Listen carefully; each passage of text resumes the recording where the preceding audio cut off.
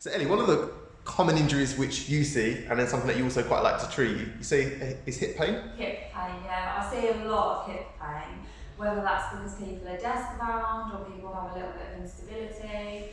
I do see a lot of hip pain, and that's what I enjoy treating most. And obviously, a lot of people come in with lower back pain, and they think it's their, or they think it's their back, and really it's their hip, vice versa for the knee and things like that. So lower back pain is a symptom, so it's always something else that's going on creating the lower back pain. But do you find that even hip pain can present itself in different ways?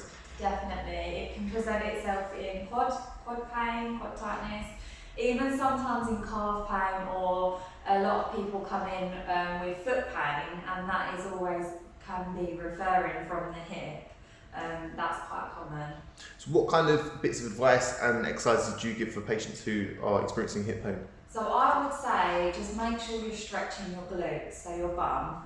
Make sure you're doing a nice stretch for that, and make sure that your posture is right, so you're weight bearing through both legs. And a lot of people tend to dip their hip out, stand on one leg more than the other without them even realising. And what that does is creates a twist, so they're creating a lot of tension and inflammation through that area. Have you got any good ways that you can stretch out your glutes?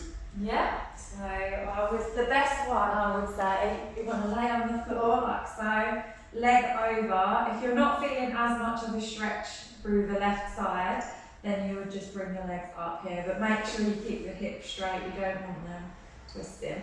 And then what about strengthening exercises? Do you give any kind of like compound strengthening exercise or isolation strengthening? So a good isolation one is obviously side kicks. So that's creating tension through your glute medius to strengthen that area.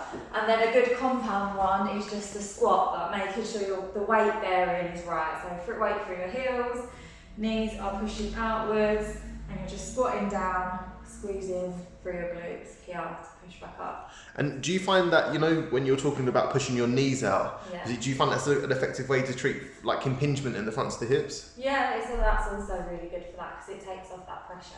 Awesome. Well, what do you reckon, Ellie? Strong hips or weak hips? Which are better? Definitely strong hips. And if a patient's coming in with hip pain or lower back pain or quad pain or foot pain, as you said, what do you reckon they need to do? They need to make sure they get a full holistic assessment from one of us at Revitalize.